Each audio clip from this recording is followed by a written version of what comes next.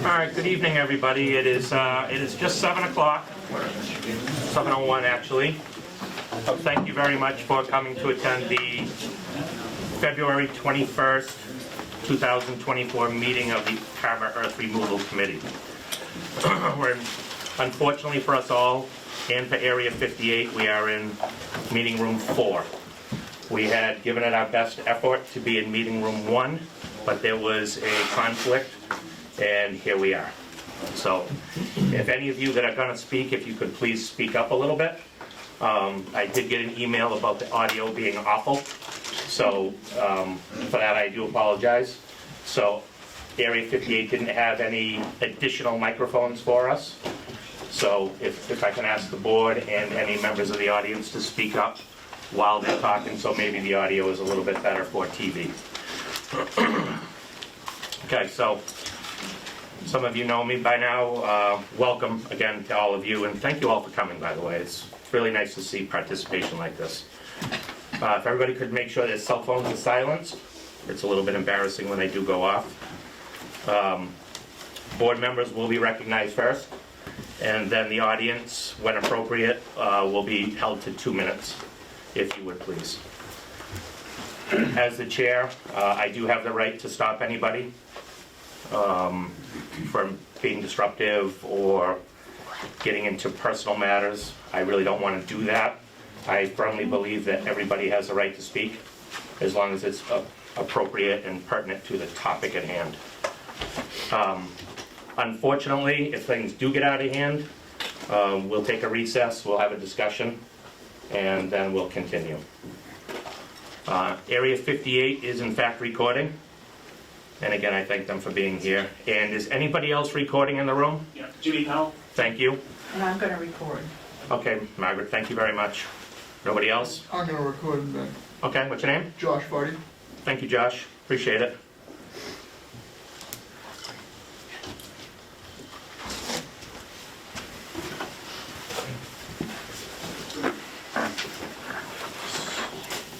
So Scott, you're taking minutes? We've got a lot of absences tonight, so I'm going to take minutes and run the meeting, hopefully. So I'm going to beg for your patience as I do this, so we can get the minutes appropriately recorded for the next time.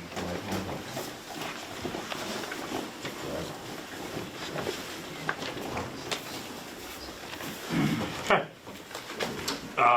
I had sent the meeting minutes out along with the agenda this afternoon. They are also in your packet, gentlemen. If I'll accept a motion to approve the minutes from the 31st of January 2024. So moved. I reviewed the minutes. Okay.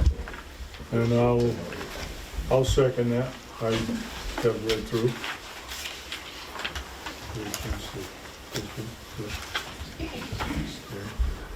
Any discussion on the minutes? All those in favor signify by saying aye. Aye. Aye. Any opposed?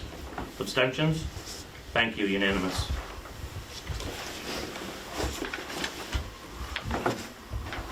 On the agenda, it talks about us hearing from Mr. Woods, the Deputy Director of Carver Operations and Maintenance. He is not able to be here this evening, so I'm going to cancel his agenda item and the next one for the reimbursing to Operation and Maintenance for the permit patch, till he can be here and explain to us in person. So, based on a little bit of a debacle last time, I'd like to set the meeting date and time and meeting room before we get into the point where we have to discuss it in the middle of a public hearing. So, my recommendation to you all is March 27th. It's a Wednesday at 4 o'clock in the afternoon up in meeting room number 1 due to scheduling conflicts of the room. We run out of days or evenings upstairs, and it's previously been held by another board. I don't like to be in conflict with anybody if we can help it. So 4 o'clock in the afternoon seems to work for those of us that I've talked to. Mr. Bentley and Mr. Mason have said the same as well. So if that's okay with you guys. Just comment, they're gonna, obviously, we need more seating at our meetings, if we can. to make it comfortable. So I support that idea. Plus, I'm old and I can be here at 4 in the afternoon. Well, in regard to meeting room 1 versus meeting room 4, like I just discussed, we've had a little bit of audio issue here. We know it.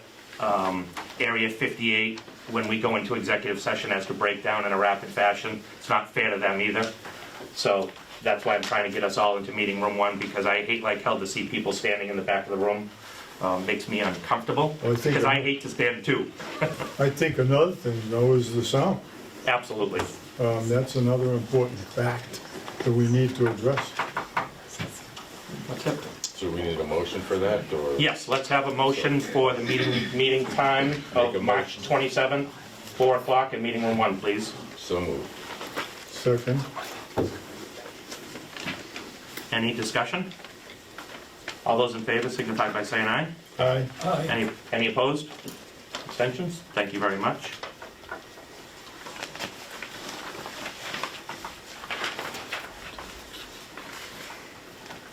My pen was like, they just write on some stuff. Back to my favorite topic is the inspector or agent discussion. It is still working through process, through the glacial swiftness of town politics. Trying to get somebody on board to help us out here. There's a lot going on. There's a lot of correspondence back and forth. And when we get a candidate that's available and we get the position squared away, it'll be much, much easier for all of us here on the board and for the town to have all the appropriate documentation in the same spot all at the same time. So we are continuing that conversation with Town Council, Mr. Corbo, and Town Administrator Fennessy, and myself along the way, with Kevin Forg as well. I think we're getting there. It's just slower than I'd like to see it. Okay? All right. So we went on, for those of you in the audience and people at home, we did a site walk at AD Makepeace for our initial site walk for the public hearing that's coming up later on this evening. We were there for, let me get my notes. We were there for a little over an hour at the site. Had really good conversation with Bill Madden and 2 or 3 members of the team, including the attorney. Had some good questions asked of the applicant from the board members. And then from there, we went over at Ms. Bogart's request, and I don't, there you are. Didn't see you the other day, I'm sorry about that. We were out at the street. We spent about 15 minutes out there observing what was going on, like I told you we would. We did stand on just at the edge of your driveway by your, I'm guessing that's your school bus stop right there? Very cool, by the way. So we were there till about 9:30. Anybody have any very brief comments on that before we move on to the next site visit at I used to work on Makepeace Bog, that Wonkico bog. And that's a pretty extensive bog without any new additional cranberry bogs added to it. But I did think that, it is a large farm operation right there, and I didn't see that it was really an adverse situation as I looked at it, and I'm picturing living in one of your houses or the houses in your neighborhood, and I wasn't turned off by that.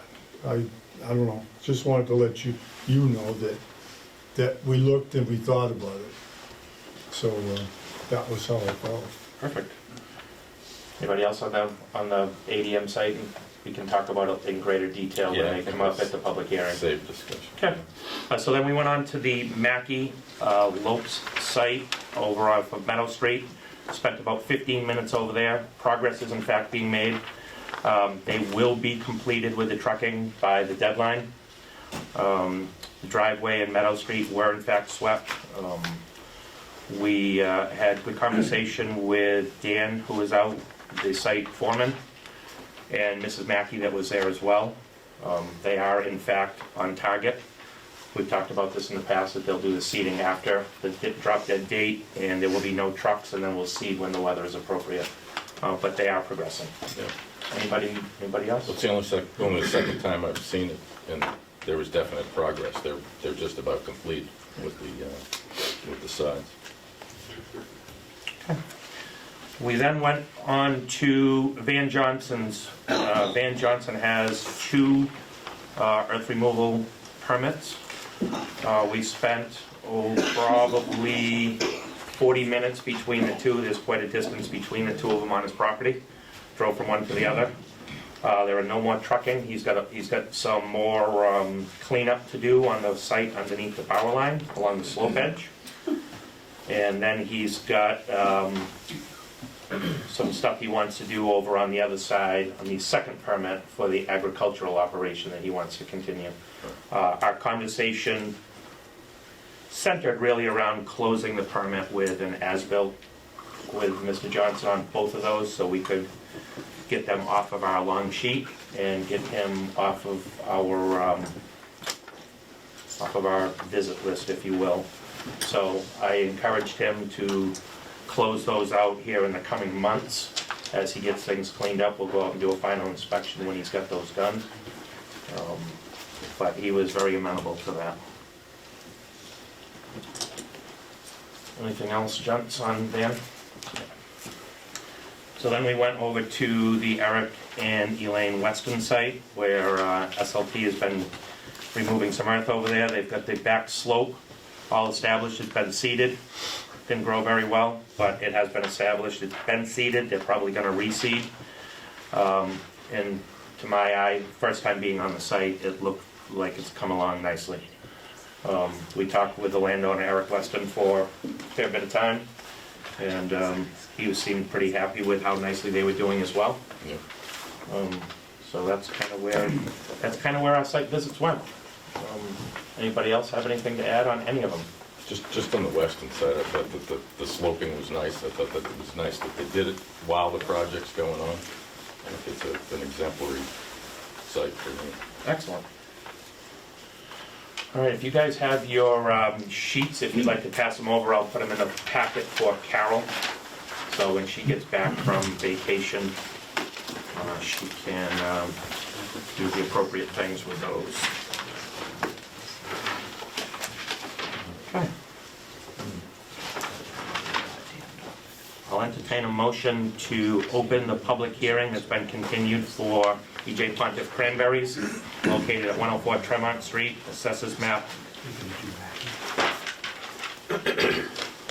Okay. Yeah, so I apologize. That's why I've got them here.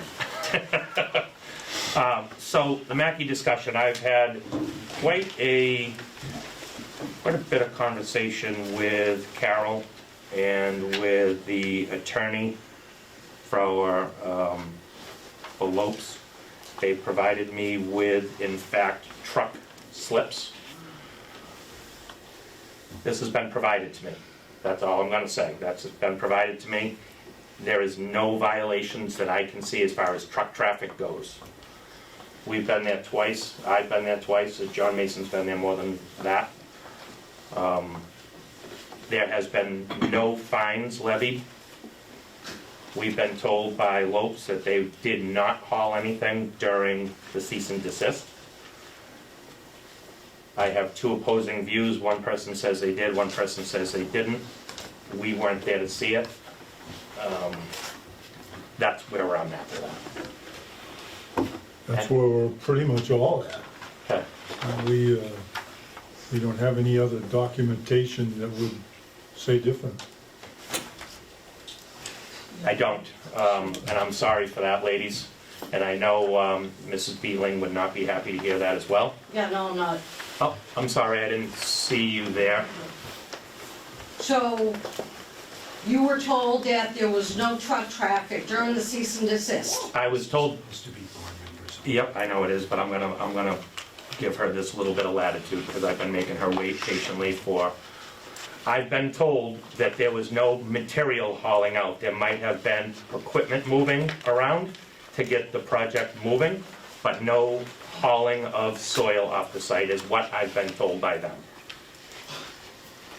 Earth removal operations include hauling and processing stuff on site, even if trucks aren't leaving the site. So that, we're talking about trucking now. No, So, we're talking about Trucks earth hauling out. removal operations. all right, so during the season I'm sorry, we're gonna stop this right here. It is board discussion only, and this was informational in nature. I don't wanna get into an argument over something that I didn't see and my board didn't see. So for that, I do apologize, Ms. Speedling. We did not see it. I was told that it was equipment moving only, and that's where we're gonna leave it. Okay? So, we'll go back to opening. I'll entertain a motion to open the public hearing that's been continued for the application of E.J. Pontiff Cranberries Incorporated, located at 104 Tremont Street, assessors map 123, lot 13-0, and a possible vote. So I will entertain the I'll motion. make that motion. Second.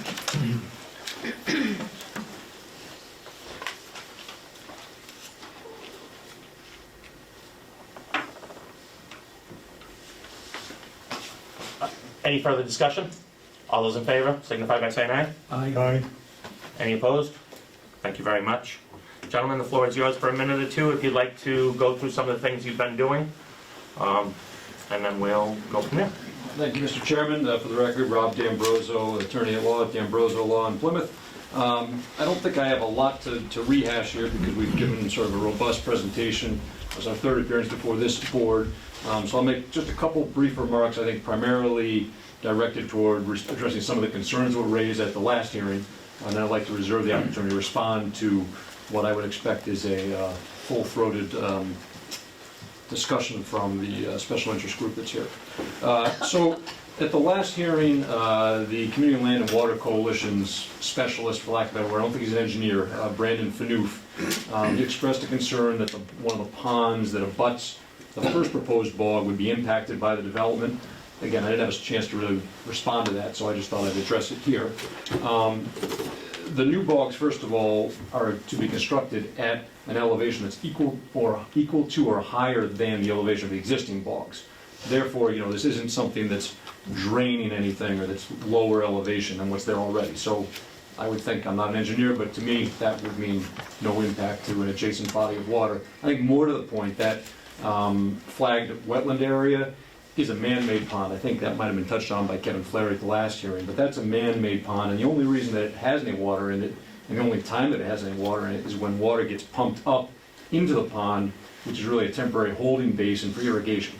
And it comes out of the pond and irrigates the bog. So, again, just to address kind of the impact of that pond, it's a man-made pond, it's an irrigation pond, and I really don't think it's going to be impacted anyway.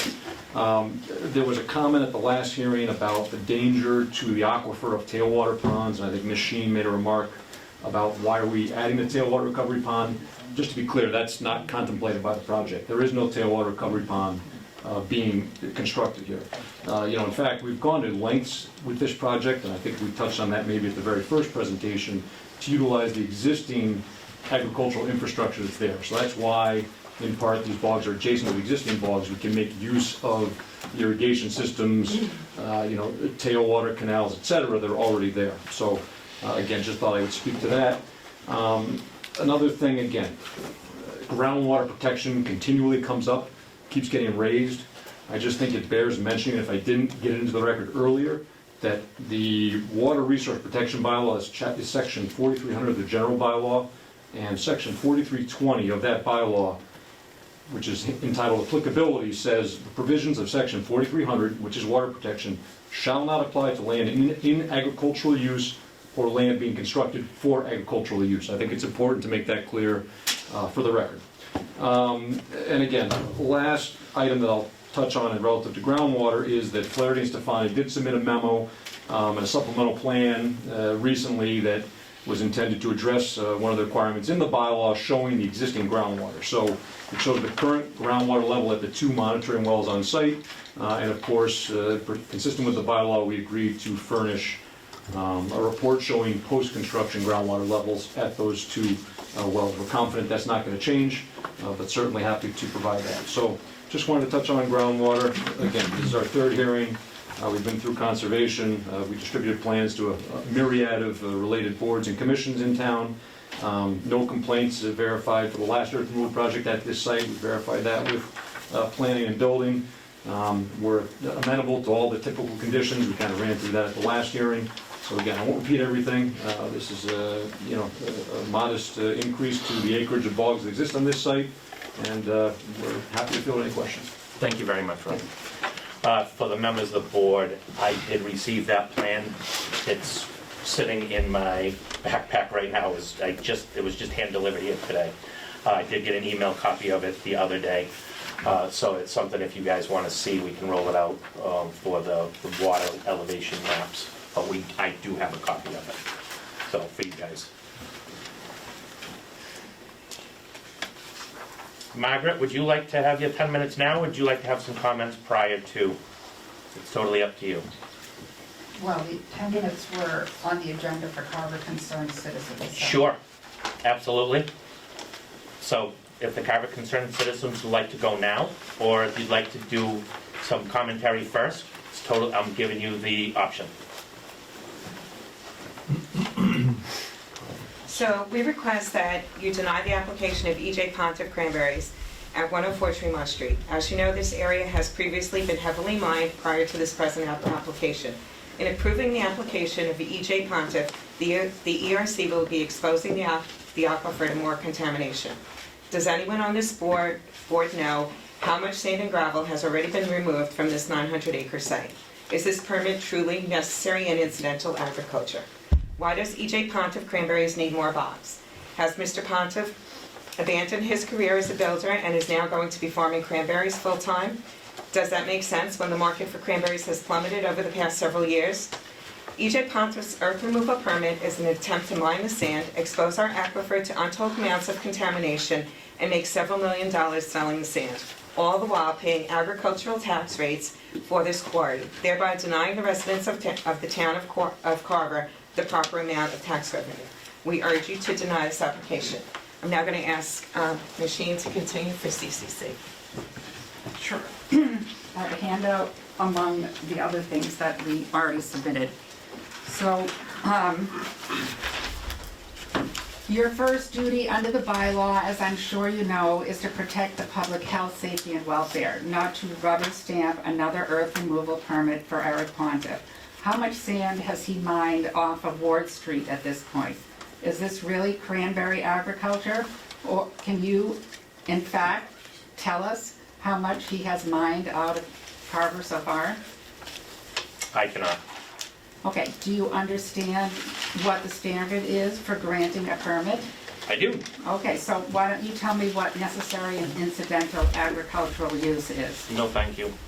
Okay, so you are aware then that you have to make a finding that this $15 million sand and gravel mining operation on 17 acres is necessary and incidental to the underlying use of the land as residential agricultural, right? You wouldn't dispute that this land is zoned residential and agricultural. I would not.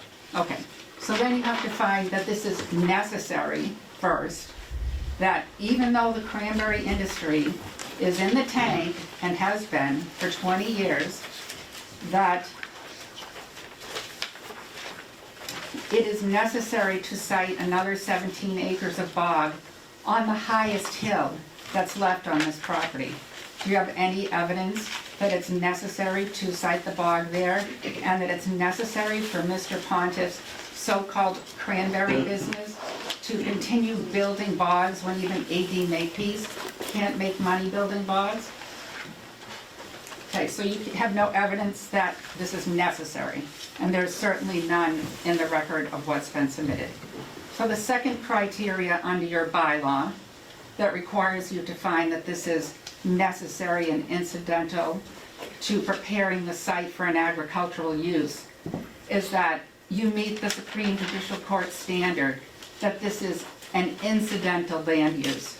And you need look no further than the town of Plymouth, where the appeals court found 30 years ago that a cranberry bog mining operation to take out 2 years' worth of sand and gravel, about a third of what Mr. Pontiff is going to take, was not incidental, but the primary use of the land as a quarry and was prohibited. That is exactly the situation here. And what factors does the court look at in order to determine whether the land is incidental? Well, I'll tell you. And before I do that, I'll give you a metaphor. It's like saying Mary Dormer's house is zoned residential, and she's just going to build a house in the back of her lot and run a casino there and make millions of dollars and have hundreds of cars coming in and out. And that's just incidental. Just like Mr. Pontiff is saying that his mining operation, that's going to take at least 5 years, let's face it, with 1 million cubic yards for $15 million and 40,000, 50,000 trucks, that's incidental to his cranberry operation. Okay, so what does the Supreme Judicial Court look at? They look at how much money is made in profit from the cranberries versus the sand. I'm sure Mr. Carver over there can look up the cases and tell you that I'm right. So has Mr. Pontiff told you how much money he's going to make in 5 years from 1,000,005 cubic yards of sand and gravel? That's easily worth $15 million. And then he's going to be mining his farming his cranberries over here. How much is he going to make off cranberries and profits? Clearly zero. Break even at best, according to Hillary Sandler at the Cranberry Extension Service. So why don't you tell us whether this is incidental cranberry operations, or is it a standalone sand and gravel quarry? Then why don't we look at, and you can pass these around, and this is all documented in our sand report. If anyone wants to go online and look up Sand Wars Southeastern Mass, southeasternma.org, and you can see the real story about the sand and gravel industry here. Our report exposes the money, politics, and corruption behind this silent environmental crisis. But let's stick with Mr. Pontiff's site, 104 Tremont Street. Federal Furnace Cranberry, a farm, right? A farm behind that winding back road, abutting up to Miles Standish State Forest. Well, let's see, how many earth removal permits have you given out at this site, Mr. Earth Removal Committee, Mr. Ward, Mr. Harrison? You've been here for 30 years, I'm sure you know. At least 3 million cubic yards. Mining in the aquifer, according to pictures on satellite. And that was none other than Gary Weston's site supervisor and G. Lopes Trucking, who's doing the Mackey site. So over, 2006, 2008, 2015, and 2019, this Earth Removal Committee gave permits to this site right here to mine and strip the entire site. So it's pretty much flattened now, and they mined in the aquifer, and you can see the pumps, the on-site pumps and the sand dewatering right there on Google Earth. Go and look it up. So now a big portion of it is being used for solar. The cranberry bogs were built on top after they probably dumped the stumps back in the hole, as we know they do, right? And so now we're looking for another permit to keep mining on this site and to claim that this is agriculture. I'd like to see the evidence that you have that meets the standard that's going to enable you to find here sitting tonight, as you are required to do, to make a finding, a legal finding, based on the evidence that this is a necessary and incidental land use. So it's staggering how much you have allowed to be strip mined out of this town, and to consider that this you're gonna even consider this to be an agricultural use is obviously a fraud. I'm just gonna put it out there. And so maybe that's why the Earth Removal Committee is being investigated by the Office of Inspector General, who investigates waste, fraud, and abuse of public funds. So why don't we ask, where are all the records and the reports of how much sand was mined out of this site? Where are all your inspection reports? I have done a public records request. There is not one record of a site inspection. Or where is the annual inspection report paid for by the applicant as required by the bylaw? Where's that? 20 years of mining, at least on the site, and not one inspection report? There was no permit requirement that they pay for the inspector as required under your bylaw. Where's the evidence? How are you going to find that you can make a determination that this is incidental when you have no evidence of how much money is going to be made off of mining 1.5 million cubic yards of sand and gravel?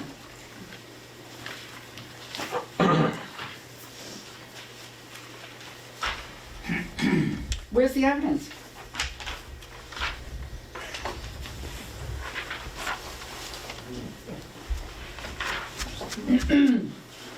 Where's the permit application showing all this information? That it's necessary, that it's incidental, that he is going to make more money growing cranberries on this site than he is hauling sand the next 5 years. Where's the evidence? Thank you very much to the Carver Concerned Citizens for your time. Do we have any other comments from the audience? We've got one in the back. Don't worry, Eric. You hear me from here? Yes, sir. Jeff Pontiff, 249 Brownell Avenue, New Bedford, Massachusetts. I'm Eric's father. I've been watching these proceedings from afar by video for as long as they've gone on, and I thought I would just come down and maybe give another perspective on this proceeding. I farmed cranberry bogs in Carver 40 years ago, plus with Eric's mother, who's still farming cranberry bogs in Carver. I don't want to embarrass Eric, but the day after he was born, I was driving a load of dry picked cranberries into Ocean Spray. A great memory in my mind. Driving into town tonight, I drove down 58 and I see Carver 4-H Club welcomes you to town. I think that's an agricultural organization. Carver, as has been pointed out previously, has a bylaw that says this is a right to farm community. Eric has pointed out previously, he has 3 sons and maybe even a daughter now that are out working these same bogs. I remarried. The lineage of my stepchildren is Cape Verdean and indigenous peoples, and they all worked Carver cranberry bogs. I don't know any of you personally, but I know the names of Ward and Harju as tenants of this and pillars of this community for years. This is what this community was built for. And I would add, and I encourage you first, to vote in favor of granting this permit and not be influenced by, let me just put it out there, carpet-bagging attorneys from elsewhere. Thank you for your time. Thank you very much, Mr. Fontaine. Anybody else? Go ahead in Yes, front. hi. Sorry. With no disrespect, I don't think that had anything to do with earth removal. I don't understand if we use sand on our cranberry bogs, and I believe in agriculture wholeheartedly, coming from a farming family myself. I believe in agriculture, but I do not believe under the guise of agriculture, should you remove $1 million worth of sand and gravel wherever you are, Mr. Pontiff? With all due respect, it's a different animal than farming, okay? She should be. Ma'am, in all due Hold on, respect, I'm sorry, sir. Okay. No, you may not. Okay. I don't want to get into a back and Okay. forth. This And is- if you can address us, that would be Okay. much preferred. Absolutely, and I'm sorry, but I just don't see the difference. I see a huge difference in agriculture than selling sand and earth that protect our aquifer. That is what the difference is. And yes, we need earth removal permits to do so. I know that you use sand on bogs, and I applaud you for taking care of your bogs. However, I don't think Reed Custom Soil, they're in agriculture. Why are they selling hundreds and hundreds of trucks full of soil and sand that protect our aquifer every day? Why do you need to remove all this sand if you're going to use it on your bogs? It doesn't make sense to me, and it's a detriment in destroying our environment. So I'm sorry, I just don't think it's necessary. That's from an agricultural perspective. Thank you for your comments. You're welcome. In the back? Hi, I'm Jean Pat. I'm a Carverite. I have nothing against agriculture and bogs. I've lived behind bogs in the past. I just don't like what they're doing, what some people are doing to our environment with the digging, the water, the changes. We've had pollution, we've had drying up of wells, and things like that. But I had a few questions I wanted to ask, and it'll only take a minute. The calculations of how much sand that people are taking, are they included in the permit application? That's one question. The site's gonna be monitored continually after the permit to make sure that they're keeping within the boundaries. And the other thing is, how are these people going to protect the aquifer? And I'm not talking about cranberry farmers per se. I'm talking about the massive amount of digging and how close they get to the aquifer. It's already been noted and proven that they have gone too close to our aquifer, into it. And so those are my questions that I have. Thank you. Thank you very much. We have one over here on the left. My name's Annie Hayes. I'm from Wareham. I'm not a carpetbagger. I'm from a similar community. And I strongly understand that there's a sea change in the perspective represented by you, Jeff, and by what we're talking about. And one has to do with private enterprise, and the other has to do with the common good.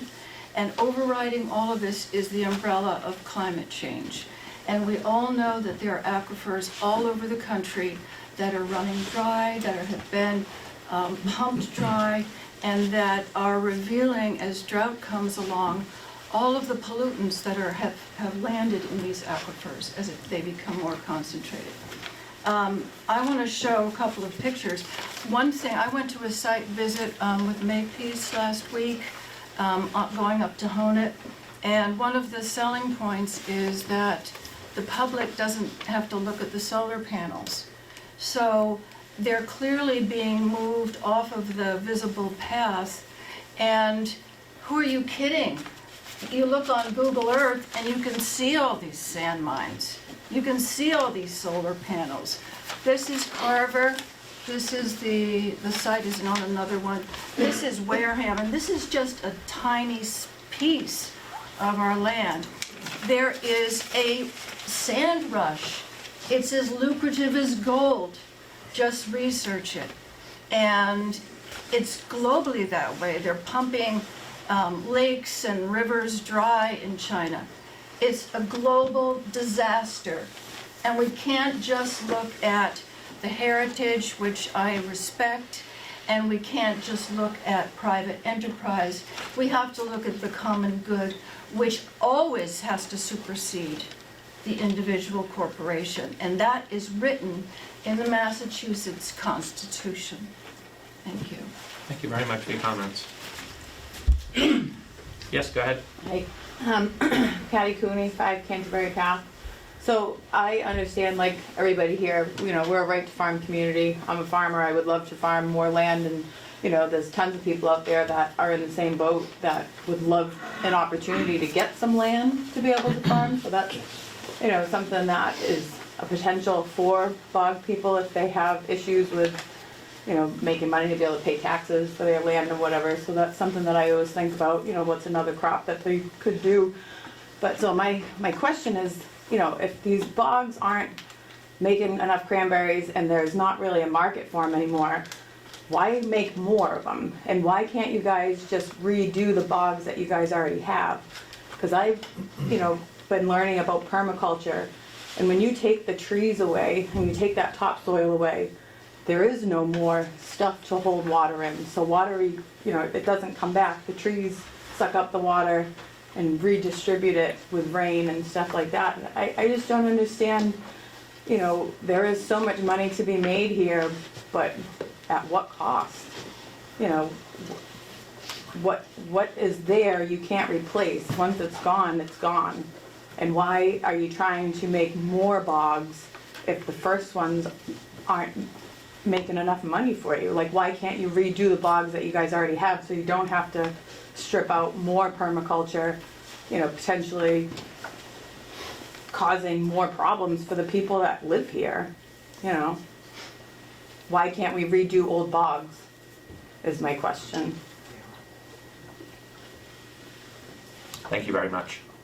So what's the answer? Why, is there a reason why? I can respond to all of these at the end if you'd like me to, but I'll Yes, wait. please. Just, I'll wait till it all comes out. Yeah.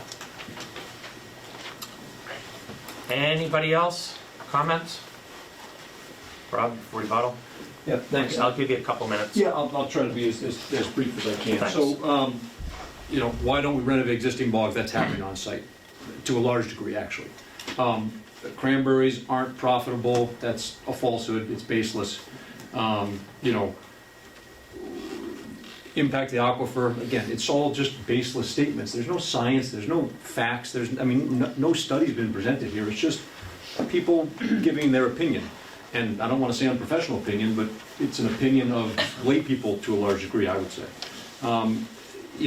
The case law that Ms. Sheen cites, those cases, I've seen them because I see a very similar presentation from her on many occasions, were in a circumstance in which a farmer tried to avail himself of the agricultural exemption of Chapter 40A, Section 3. He didn't go through a permitting process. He failed at the permitting stage and then went that other route, and that's the case law that she cites. So it's just a complete red herring. I know money to be made versus in sand versus agriculture. Sand is a one-time return, obviously. You sell it, it's gone. Cranberries are a renewable crop. They grow year after year after year. And, maybe take a look at Ocean Spray's financials. I think they're publicly available. There's quite a bit of money turned over through that organization and the independent growers. I think that I'd like to make a couple general remarks just about sort of the approach that's taken by Community Land and Water Coalition, Save the Pine Barrens, Carver Concerned Citizens, whatever they're calling themselves tonight. You've got 30 seconds left, my man. Okay, all right. We see the same presentation every time. There's a wide-ranging campaign to just chill free speech, intimidate boards, threaten them with litigation, and go after anyone who's trying to do any project that entails something they don't like. It's a policy objection. That's the problem here. They don't like earth removal, they don't like agriculture in many respects, they don't like solar. The opportunity to change that was at town meeting. It failed. It fell flat on its face. It was a disaster.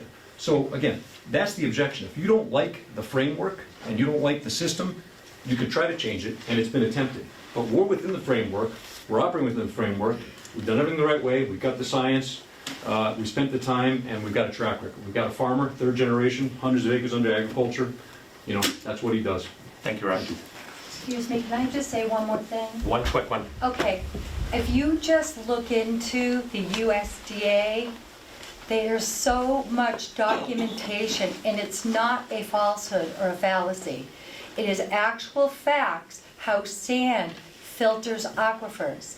It is a true and factual statement that we are talking about. So please don't discredit how A lot of sand left if this sand comes out, just to be clear. We're not going down the All right, federal. so let's not do this. I'm sorry, I'm gonna stop you all now. That's true. Yeah. It's true. Thank you. I'm done taking comments at this point. What's the board's pleasure? I think Do we've you heard, need us to make a motion here? I do. And Yeah. then, do you, any discussion that we might have or explanation, we make it after we make the motion? If we make a motion and get a second, we'll open it for board discussion only. We've heard from the audience. Is that appropriate that I can do that? I don't have to have any more public commentary after we're in, go through a first and a second? That's correct. In fact, I would suggest that you start your deliberations before Before, a motion is made, so that we can kind of sort of get an idea of what the consensus is and put the motion into a proper format. so this is my first one, so that's why I'm looking over here, so. I think I'm looking for advice here. Well, I would like to explain where I'm coming from. I've lived in Carver for 60 years. I've been working on cranberry bogs and owned some cranberry bogs through those whole 60 years. We are at a point in my own case where my son is rebuilding a piece of our bog because we're having difficulty making a profit with the old early blacks and house, which when you compare them to the newer varieties, 120, 130 barrels to the acre compared to 400 barrels to the acre, that's the difference. It's producing more and more income. Now, the fact is that we've been using sand for all these years. And I know that now, the cost of sand is huge. People have talked about that. And so as I build, I'm building, I hope, an acre and a quarter, my son has it now, just an acre and a quarter, small piece, rebuilding it. But when you put a layer of black material that's soil and absorbs nutrients and such, and then you put 8 inches of sand on it, in order for these newer varieties to thrive, it's a huge amount of sand and it's a big expense. And so constructing a new piece of bog or renovating a new piece of bog is a lot of money. My son said this project that he's doing, acre and a quarter, is gonna run around $60,000 to rebuild it. It's gonna take quite a long time for that to repay.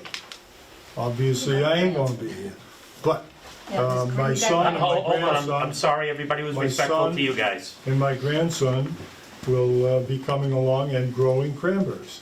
So I'm looking at our community, and I served on the Board of Selectmen for 12 years. I've served on the Finance Committee, I've served on a whole bunch of committees in town, and I've worked with a lot of folks. And I see a lot of our community people that really appreciate the open space that comes along with what we cranberry growers are doing.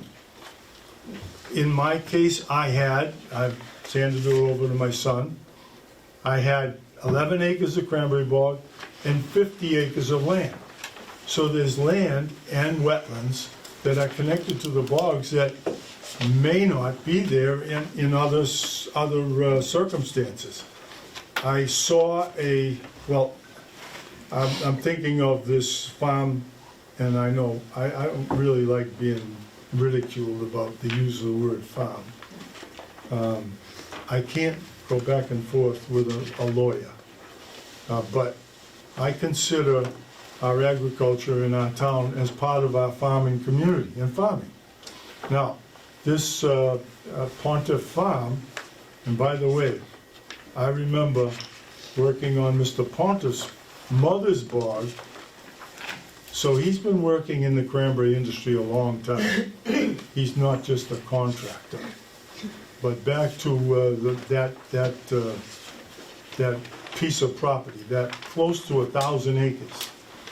There was a plan submitted to the planning board some couple of years ago for housing for that land. Many hundreds of houses.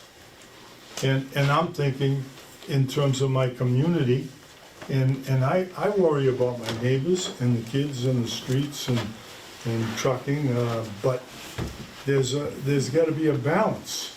We've had cranberries here all these years. Cranberries are doing well or okay.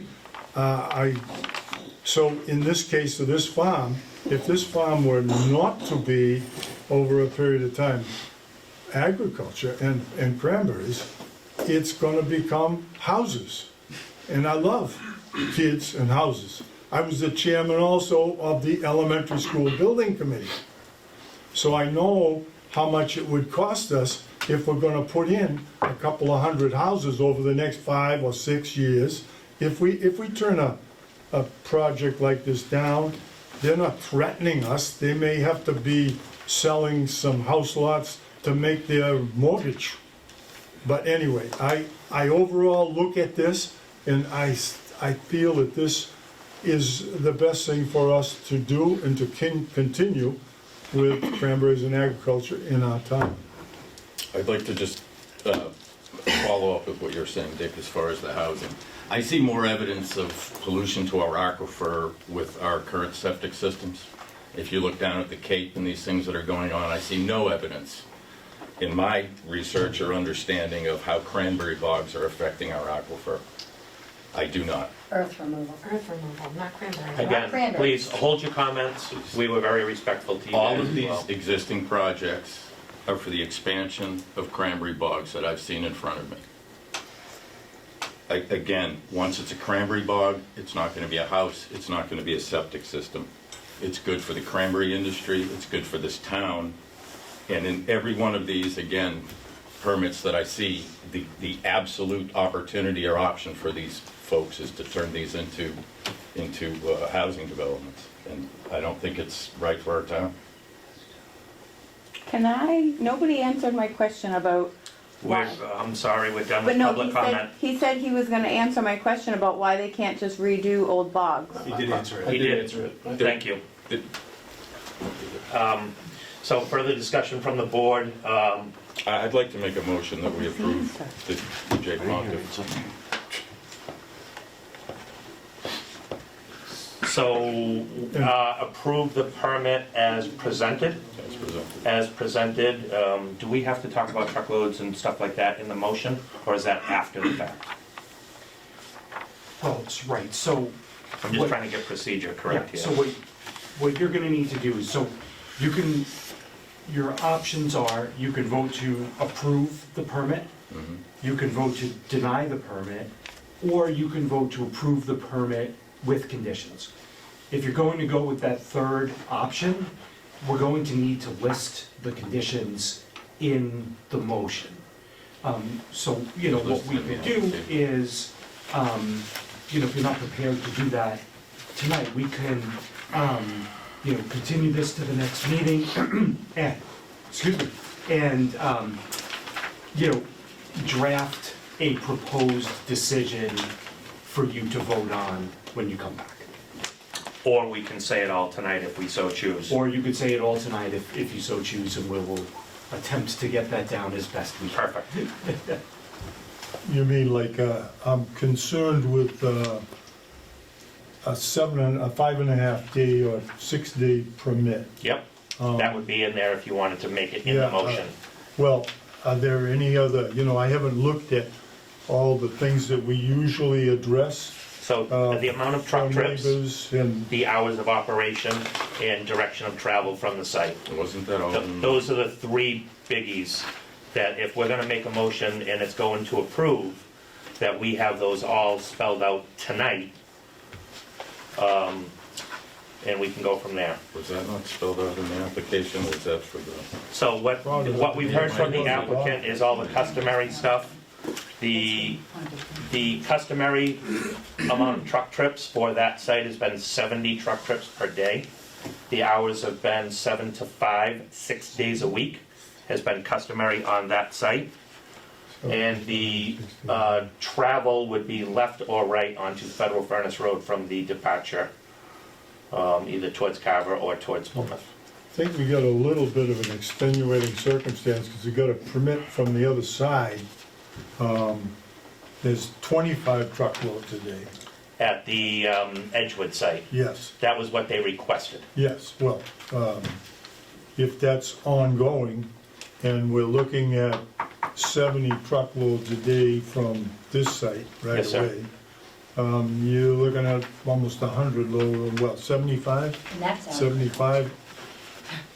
75 loads per day. No, It'd 70 be plus 95. 25. It'd be almost 95, 100. yep. On that road. Which had been happening in an overlapping scenario with the previous permit and the Edgewood permit at the same time.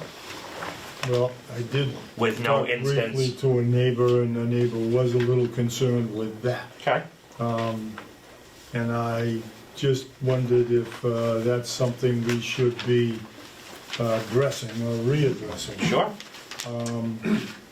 But I hate to hold the whole permit up, because we got one situation that we haven't completely addressed. Anybody else got a? Well, to the points, I mean, I was looking at the Makepeace one, Yep. actually, where they actually laid out dust mitigation. Yep. Do you guys have a plan like that? I didn't see it in an application. that's Yeah, all. there's a With dust mitigation, number of trucks you want, has that been laid out? Well, I think at the last hearing, I Mr. just Short, can't yeah, find it. Yeah, I don't think we submitted it in writing, but the last hearing I ran through what we'd be happy to accept. Right. I'm happy to run through it again if you'd like. Absolutely. Why don't you just write your own permit? No, it's not. Thank you. So, we've got the start of a motion here. Yeah, I think I want to, Mr. Harrison? I would like to see that the truck traffic be reduced from 70 to 50, because that's the most we have done and approved in the past. Okay. So 50 trucks in and 50 out Yep. per day. And that way we would minimize the amount of traffic on the roads and the impact of the trucks going by people's houses. Thank you. I'm happy to go through that. Second. Hours of operation, what do you get, what's the pleasure? That I don't have it. in. As long as it doesn't start with backup lines before 7 o'clock in the morning. So, 7 to 5 sound appropriate? Is that okay? 7, That 5. sounds, we could 6 accept days. that, yes. 5 days or 6? I mean, they should 5.5. There you go. So 7 to 12 on a Saturday? That's early on Saturday. May I offer- Actually, we could start at Early on Saturday. 8 o'clock on the Saturday Okay. and go to 12 or 1. Go to 1? That'd be fine. So we'll do 5 hours, 8 to 1 on Saturday? Not as early, yeah. All right. Okay. Yep. I can- So I think we've got the framework of a motion. Roger, would you like to May I make? offer a point of information, Mr. Chairman, just Sure. 10 seconds, just Yep. to Mr. Harrison's point, Yes. you said you've never done more than 50, actually, the 2008 federal furnace permit was 70 a day, and we did check with staff and, deliberately to see if there's any issue there, and they reported no complaints. So it's your motion, your decision, but just point of information. Yep. So we need a motion here. Yep. So, Mr. Chair, Yes, sir. through you, a question I wanted to see if the board needs to discuss. My understanding is that this project is also subject to regulation by the Conservation Commission. That is correct. And the DEP. And are there any concerns on your part that as a result of that process, this project will look different than it does now? So I will in fact speak to that point, which is what I've told the applicant the last time why I didn't do this then, is because there was that, in fact, appeal with DEP through the Concom. In talking with the conservation agent and talking with the applicant, what I believe will happen, and I'm here, hopefully you'll clarify, if in fact DEP comes back with a superseding order of conditions, they'll have to come back in front of us to amend if it changes enough. Yep. And that's Am I what correct there? I suspected, and if that is the case, I would suggest making that a condition of the Okay. permit as Okay. well. What was the condition? The condition would be that they would come back in front of the earth removal committee if in fact DEP changed the order of conditions for the Conservation Commission. Close? All right, we'll try that. I would- I hope you wrote it down so you can give it to Carol. I'm gonna try to write the motion. Do I need to change the motion then, or to modify? We never got it seconded, so So it never got seconded. I'll second the motion. would you like to amend the And I would motion? like to amend it with verbiage to, how are we gonna do that? So Roger will do that as the person that made that motion. Right, so we're talking about truck traffic Monday through Friday, 7 to 5, Saturday, 8 to 1. We're talking So about 7 to 5, right? 7 to 5, right, Saturday, 8 to 1. 8 to 1. I'm in agreement with the 50 trucks per day. Is that, through you, Mr. Chair? Yep. 50 in, 50 out? 50 loaded trucks. Yep. And I'd like to see a dust mitigation plan of some sort. There is, Sheet I 6 think, has the phasing Okay. plan with the It's in justification on it. in the description, yes, you have it. Yep. All right, I just wanted to make sure I don't have my... So we have a motion to, do we have a second on Roger's motion? Yes, I'll second that motion. All right, so I'll read what I have written down to make sure it's okay with you guys. Is the motion to approve the project as presented with the truck trips to be no more than 50 trips per day, Monday through Friday, 7 to 5, Saturday, 8 to 1, with a dust mitigation plan followed that's in the plan that's drawn, and with a conditional approval based on DEP's finding of the appeal. That's how I have it. Sounds Any other? correct. Any further discussion on this? All those in favor signify by saying aye. Now I would like to do a roll call just so we are very clear. Mr. Harrison, I'll start with you. Aye. Mr. Ward? Aye. Mr. Shores? Aye. And I am an aye as well.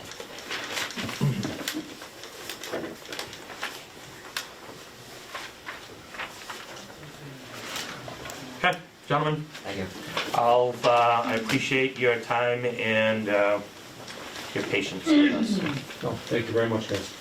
Do I need a motion to close this public hearing now? Yes. I'll I entertain. will make a motion that we close the public I hearing. will second that. Good luck. That permit will have to get filled out and we will have to sign it That's correct. before Mr. Pontiff That's correct. starts it. Anything that goes up. Right. Thank you. Take care.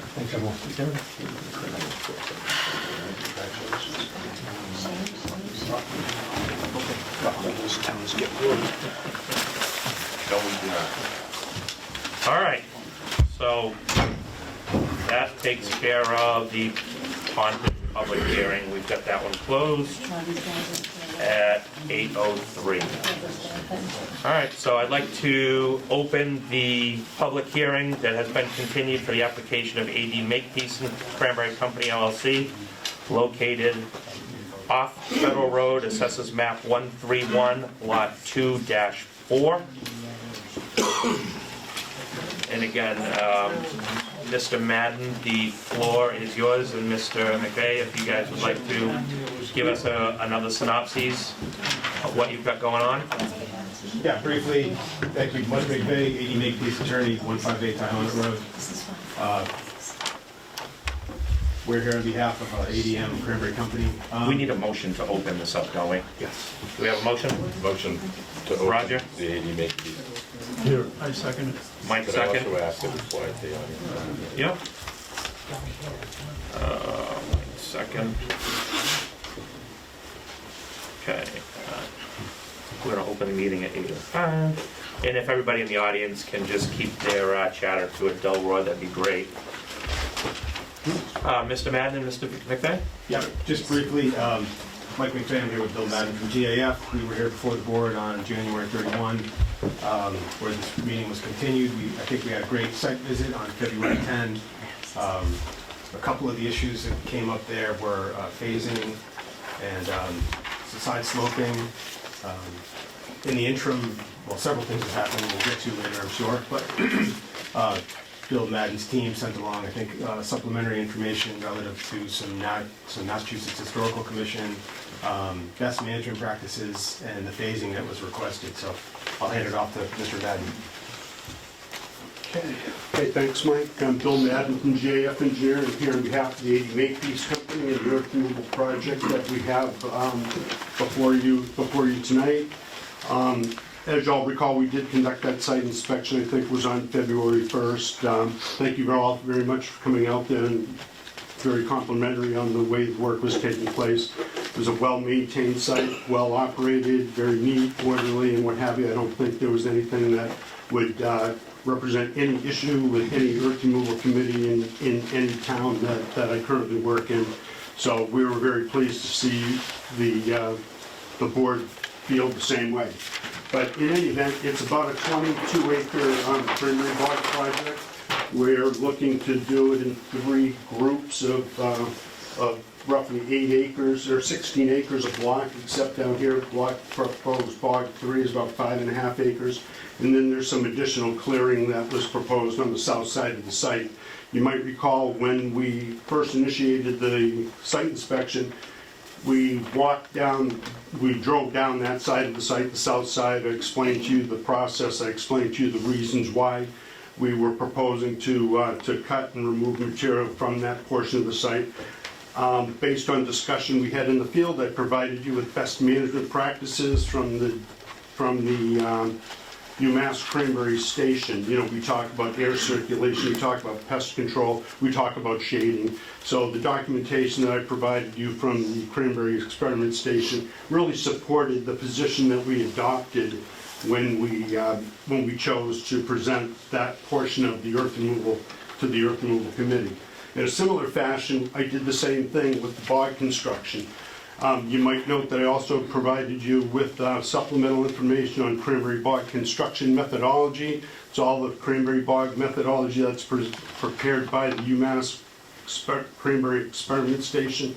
All the best management practices that are necessary for new bog construction are implemented in this project. You know, I think that simply speaks for itself when one goes through that documentation. It's all prepared by scientists, it's backup information, it's factual information, it's not hearsay information, it's information that was prepared by scientists and engineers and other professionals engaged in the cranberry industry. So that's what we presented along with a few other things. There was some discussion at one point in time about rare and endangered species, so along with the application, I put in a section from the rare and endangered species mapping that indicates that there's no rare and endangered species on the site that we are contemplating the earth removal. I also provided a letter from the Mass Historical Commission. There was a historic survey that was done on site, an archaeological survey that was done by PALS. They provided a final letter that said the finds that were observed on the site were not significant, and the nature of them did not warrant any further discussion. So that information was provided to you as well. Also provided a map of the groundwater contours. It comes from this document, one of these documents, USGS Geohydrology, Hydrogeology of the Plymouth, Carver, Kingston, Duxbury Aquifer, which is all part of the Sole Source Aquifer, which, by the way, is about 200 square miles in area and holds 5 billion gallons of water. So you can just see by the ratio of those numbers. I mean, I said billion with a B. We're talking about removing 1.1 million yards out of that site. We're going to have a 2.9 acre pond that's in there. It's really a minor, it's a minor feature in the aquifer as a whole. You know, when you consider that domestic drinking water wells projected for the year 2030 are going to be about 13 million gallons a year in predominantly Plymouth, Carver, and Duxbury and Kingston. Just as a side note, as part of that 13 million that will be pumped out by 2030, about half of that is reintroduced, that wastewater is reintroduced back into the aquifer. So I think that when people talk about pollution in the aquifer, when you look at, that order of magnitude of gallons per day in very dense areas of populated areas, like where the home developments are, that could really lead to some problems with respect to groundwater pollution. So perhaps some effort should be placed on evaluating that wastewater discharge and how that wastewater discharges the aquifer as well. But that's just a side note. So in any event, that's what we're showing for the project. We show our slopes, as you saw them on the site. At the north site, we were in there at 2.5 to 1, I think is what we were. Prior permit allowed us to do some areas at 2.5 to 1, other areas at 3 to 1, and that's what we have indicated is predominantly a 2.5 to 1 stabilized slope across that site as the project is completed. We are constructing the cranberry bogs, as you saw out there, the elevations, subgrade elevation that we're going to be building the cross-section of the bog up from was pretty much in place up here for about 16 acres thereabout, and that was pretty much what the field observations revealed at that location. But in any event, that's what we did. I presented a small phasing plan. The phasing plan, I just developed it on areas that we were going to work in first. We were going to work in the north first, do halfway down this reservoir as part of that first phase. Second phase would be sections 2, the other half of the reservoir. The third phase would be these bogs. And, I couldn't really give much more information other than the activity areas that we wish to work in first, because we hadn't determined the truck trips. So, we somewhat expect that the truck trips would be similar to what had been previously authorized on this site, and I want to say it was 40 or 50 per day, something along those lines. So I provided that just for the convenience of the board to let them know that we do want to start at the north, want to progress to the south, and work in that particular manner. So that's really what we have with the with the project as a whole, and happy to entertain any questions you might have. From the board? Anything? You want comments on? Sure, if you'd like. Generally, I think that they do good work. I mean, I compare it with projects that we've seen in the past, and generally, Makepeace Company does a good job on their work. And as far as this project and being something that I would support, it's an addition to this farm, this Wamkiko farm that we looked at overall. And it strikes me to be a good addition to that acreage on Wamkiko.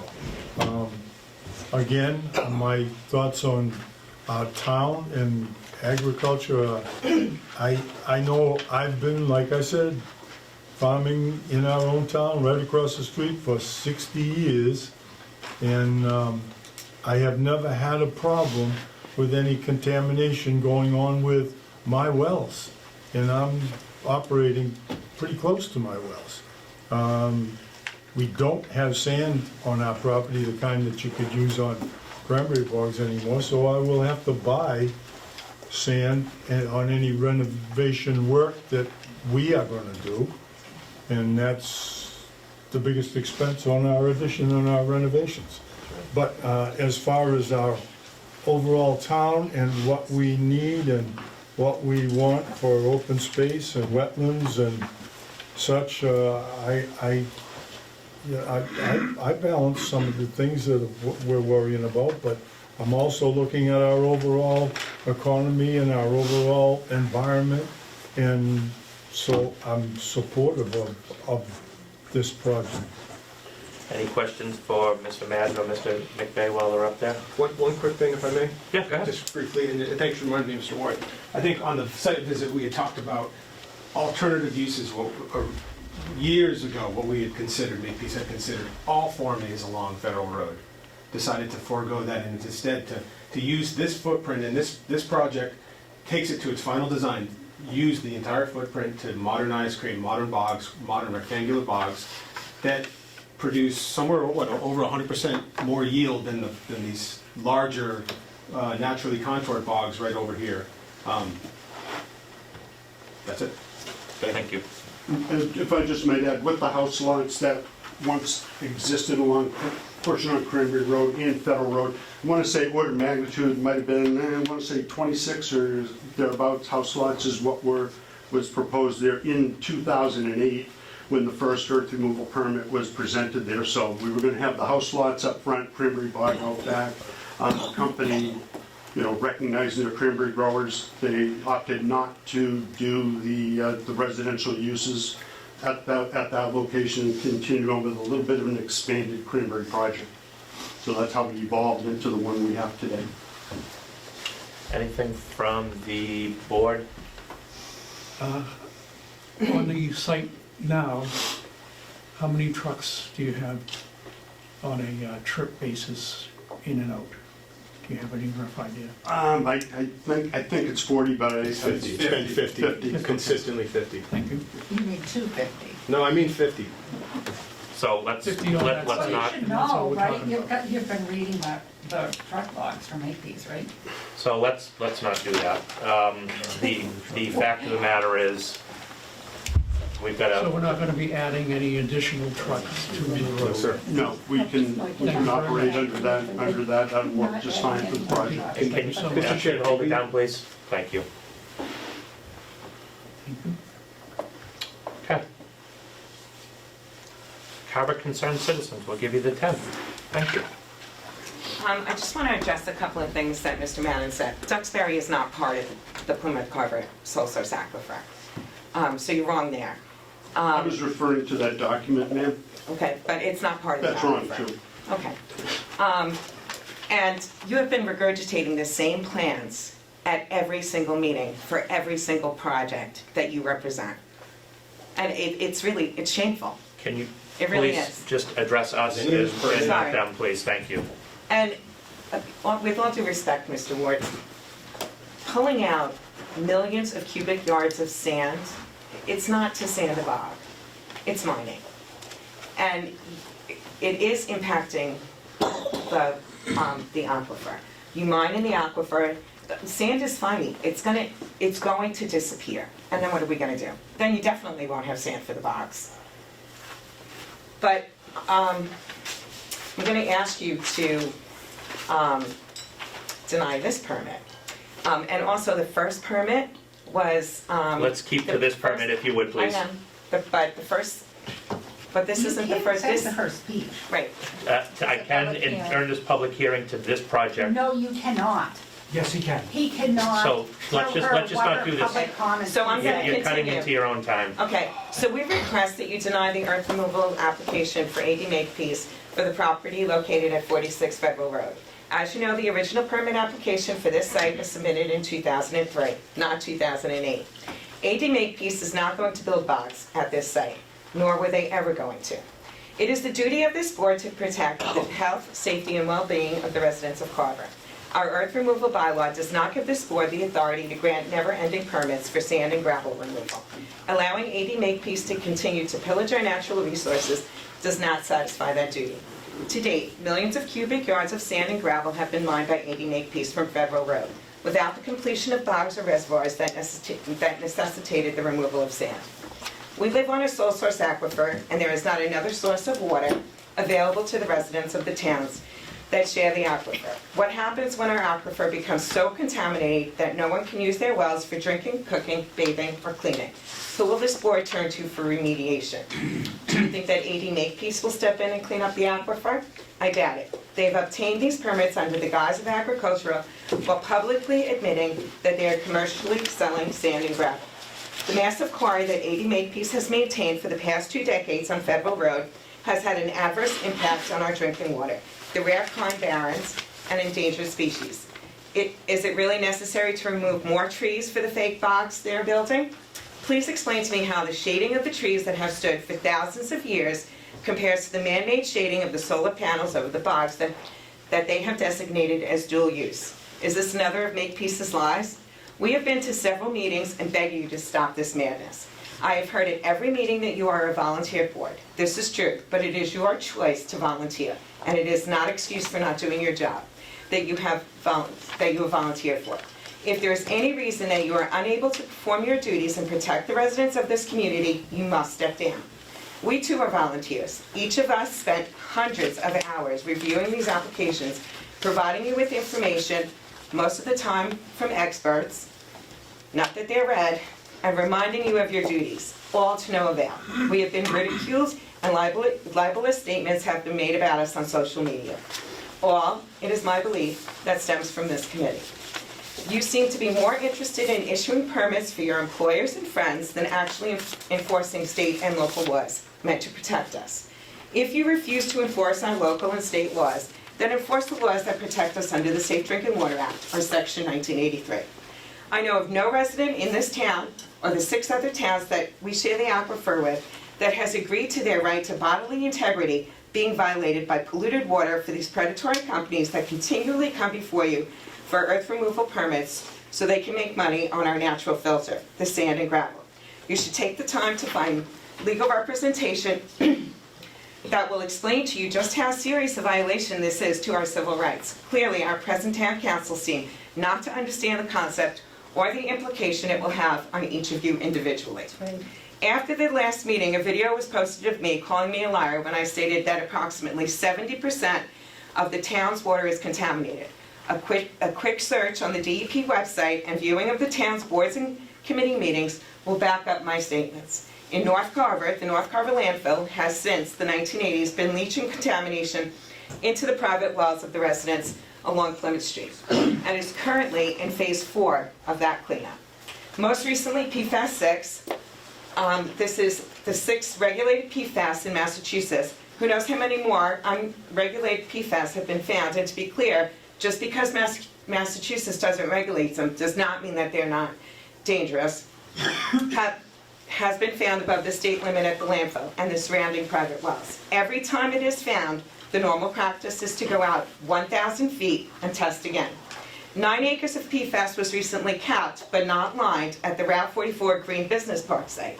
It has been found at the Ravensburg dump, the Dunkin' Donuts in the center of Carver, the fire station in the center of Carver, Berry Guys, and the dump in South Carver owned by Makepeace. Since the DEP does not regulate private wells and Carver's own source of public water, the North Carver Water District, is defunct, unless the private wells are tested, there is no way to know how much the aquifer has been contaminated. I think I was being generous with 70%. I haven't even touched on the contamination that is leaching into the groundwater from the 20 large ground-mounted solar panels. The effects of PFAS exposure is still in its infancy. However, there are several known adverse effects to exposure. Some are high cholesterol, low birth weight, developmental delays, interference with vaccines, breast cancer, esophageal cancer, kidney cancer, liver cancer, osteoarthritis, and testicular cancer. This is what we are subjecting our family, friends, and neighbors to. If you guys aren't going to do it for your families and friends, I mean, this is ridiculous. Honestly, it's ridiculous. You sat on the board for the aquifer. You were part of that. And in everything I'm reading, it says, protect the water, protect the water, protect the water. No one is protecting the water. It's time. Deny this permit. Go ahead. I'd like to use the, That's his own personal easel, so you can ask Mr. Matthews. I'll hold it for you. okay, all right. Just thought I'd put up, because we don't We're juveniles. let's see. So, as Mary said, Makepeace has been mining at this site for 20 years now, and the original purpose for the mining was to build cranberry bogs. Mr. Kane stood in front of the zoning board of appeals 2 years ago and said the bogs were under construction. Well, do we see any bogs out there today? That same exact plan was recycled 3 times. That violates the professional standards of engineering. And you have to find, under the bylaw, that the engineering plans meet professional standards. These do not. You can't just keep recycling the same project. So instead of building a cranberry bog over the last 20 years, Makepeace has taken out 4 million cubic yards of sand. How much would you say, Mr. Ward? You even yourself just admitted today that at this site, the Wonkinko Bog site, the largest cranberry bog in the world, where there's 500 acres of bogs, there's no new bogs there, but they've mined this entire site out, 50 acres. This was all priority habitat. There's an ongoing commercial sand and gravel processing facility there, and there's Reed Custom Soils right next door that is the largest, alleged to be the largest aggregate mining and distribution center on the East Coast. And we all see the trucks going up and down Federal Road. You can go on their website and they brag about being located in the heart of their endless supply of sand. So are we talking about cranberry agriculture here? Is that what it looks like after 20 years? You said you worked on the bogs and you were out there this week and there's still no bogs. Let's talk about the rest of the scene out on Federal Road.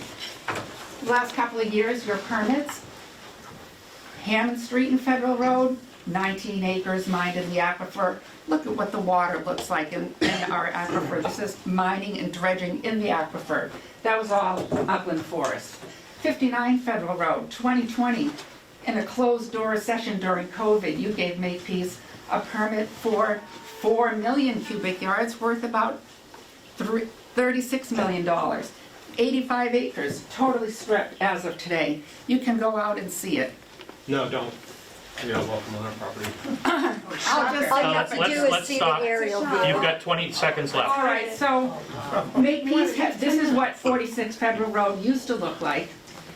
And in the last 20 years, Makepeace on this site, 2 square miles right on Federal Road, they have mined enough sand and gravel to fill Gillette Stadium 3/4 of a mile high. So how much of that went on to the bogs? Thank you Why don't we have very mountains? much for your time. I still have my 2 minutes as a public citizen. So you can sit down and we'll start again.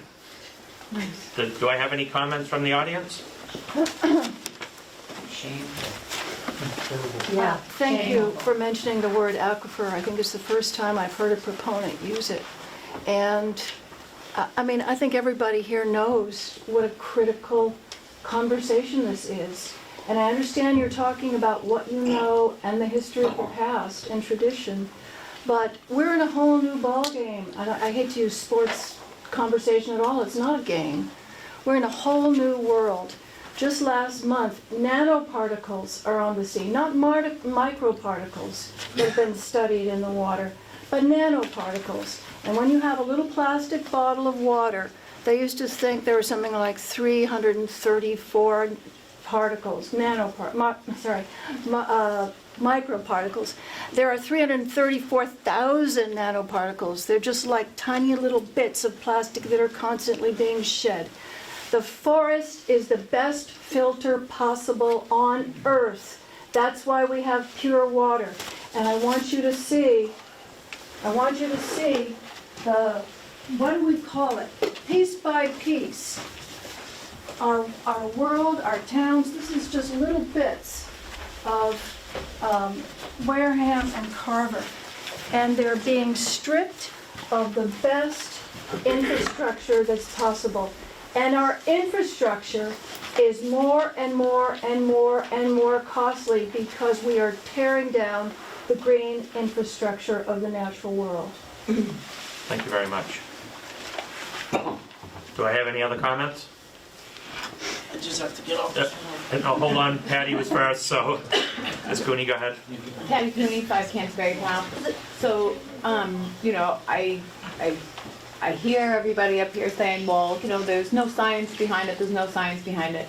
There hasn't been a chance to have science behind it, because like you said, you know, how many years ago we didn't take out this much? And look at the spots where we did. Look at down by the dump. Look at down by the green part. Do we not see what's going on? If we continue to do things to the earth, taking out soil, taking down trees, the pollution is going to move from those areas, not have any type of filter to clean it. And then, like they said, who's gonna pay for it? When we have no water left, are you guys all gonna foot the bill to get a water treatment facility in town? Because I sure know I don't have any more money to do it. Maybe when you guys sell off the $30 million worth of sand, you're gonna end up losing half that profit because the town's not gonna have any water. You know, what are we gonna do? And like they said, this is the time to stand up and stop it, you know? And even if it's just for a little bit of time, so then we can test and we can learn what's going on. Because, like she said, the DEP, they're realizing that, holy crap, we have a huge issue with our clean water. Look at Middleborough. Middleborough that feeds North Carver, their water is contaminated too. So what are we gonna do? Where are we gonna get water from? You can't, like Rockland's messed up. There's places all around us that cannot use their water. So what are we gonna do? We're gonna keep on mining it? Keep on taking it out and taking it out? We didn't do this 20 years ago, so you don't know what it's caused. You know, this is a huge influx because, like people have said, the cranberry value's gone down. So now they're looking for other ways, which I totally understand. You need to make money off your land, but at what expense? Not my expense and not my kids, man. And everybody else's kids that live here and in these towns around us. Think what you're doing. Thank you very much. There was a gentleman in the back. Hi, Sean Bogart, 116 Cranberry Road. I live where you went to check out the place. There with my beautiful wife, Brian, who will correct me for anything I say wrong. So, I do just have a few comments, questions, I don't know. Mr. Ward, you made a comment, right? You stood in our driveway, you know, beautiful bogs across the street, huge, expansive piece of property. Great, awesome, bogs, okay, cool. I think our concern as a resident and a butter is not the bogs. It's that it's been under construction since, basically since we've lived there. You know, the original projects, at least that we date back to, it was, hey, this is gonna be a 3-year project, there's gonna be bogs. And then it went back to committee, it's gonna be 2 more years, we're gonna have bogs.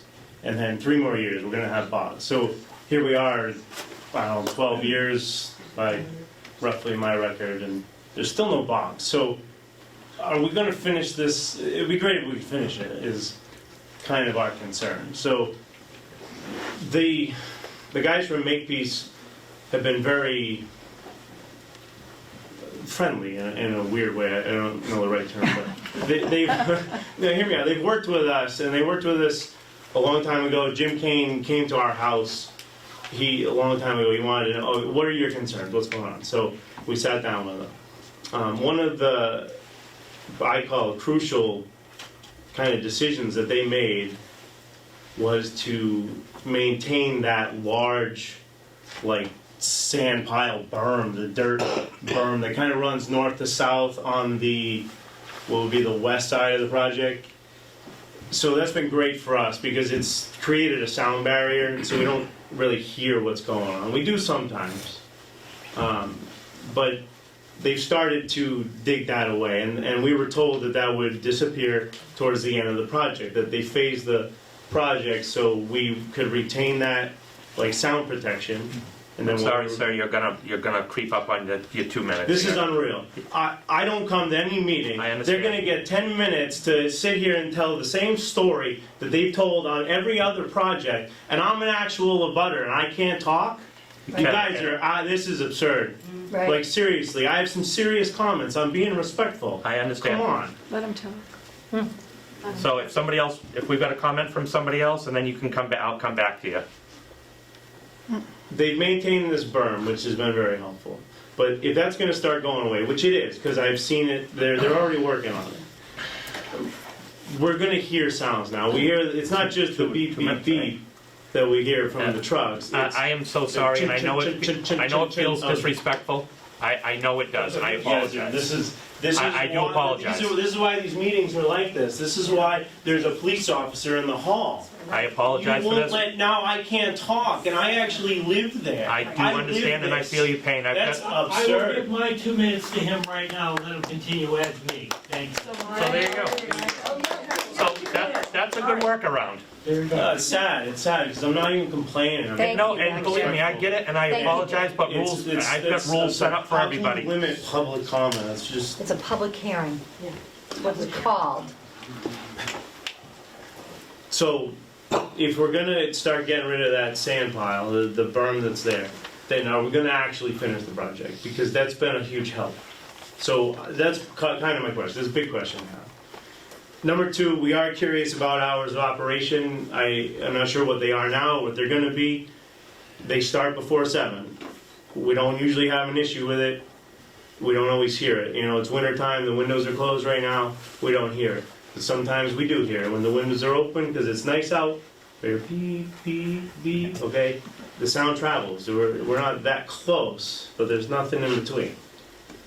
We've reached out in the past, I know my wife has, to, I think, Jim Kane directly, and a beep, beep, beep turned into a white noise beeper the next day. So we did ask, I think it was in some of the original conditions of previous permits, to use white noise beepers. We found that to be a lot less invasive, intrusive to the ear. So if we could maybe keep that as part of the condition, it's really helpful as a neighbor.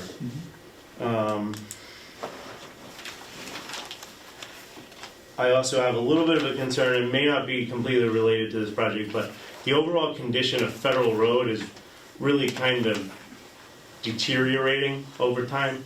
A lot of trucks going up and down that road, and not just from the Reed Soil or these projects, the other projects that are all on that road. But you should really take a ride down Federal Road, especially after a rainstorm. It's pretty bad, and you can see where the sand's washing into the road from different driveways, or they're tracking a lot of sand out in the Federal Road from their main entrance. It's really something that should probably be looked at. I know we get a lot of money, the town does, to put back into roads. Maybe we can put a little more money into fixing up Federal Road. It's a little bit of a concern there. And that's probably all I do, and I do request, if you don't mind, and you probably do mind, but if you could continue this hearing to your next meeting, as we haven't looked at any of these, where this is our first time. So just like the last meeting that was supposed to have a public hearing and didn't, because you didn't have the information, well, we didn't have the information now until tonight. So if you could continue this hearing to the next meeting so that we may have time to review it and then possibly comment at the next meeting, I'd appreciate that also. And that's all I have for now. Thank you. Thank you. So do I have any other comments from the board, from the audience? Mr. Bogart has used up 2 of your opportunities. Meg, you wanted to continue? Yep, and can I use your 2 minutes, Patsy? Yes. You can use mine too. Can you use mine? You can use. Again, just to reiterate, 2 square miles of sand and gravel mining, about 150 acres, right on Federal Road. And that's just a fraction of what Makepeace has been doing. This all relates to protecting the 7 towns in the sole source aquifer. And here's information if people would like to read about the total amount of sand and gravel that Makepeace has hauled out of this region. I'll leave this back here.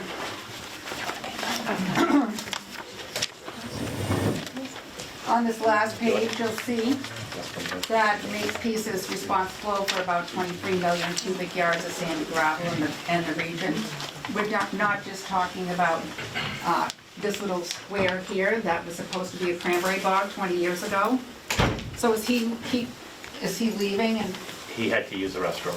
Right, So I'm so sorry that for that. well, we'll have to wait till he comes back, because if he doesn't attend the hearing, then he can't vote, right? So we'll wait till he comes back. Sure, you can wait. It's not coming out in my 2 minutes. You are reading my mind, I'll tell you that. Great minds think alike. I would like to say something. There you go. I don't care if he's So you're, gone. okay, so you're taking your 2 minutes back No. from Michigan? No. I just want to tell you something, excuse me. Hold on, address us, not him, Sorry, please. I want to tell him something, You can okay? tell it through us. I will. Thank you. Middleborough has bad water now, PFAS in it. So now the Carver, North Carver cannot drink their water because they were getting their water from Middleborough.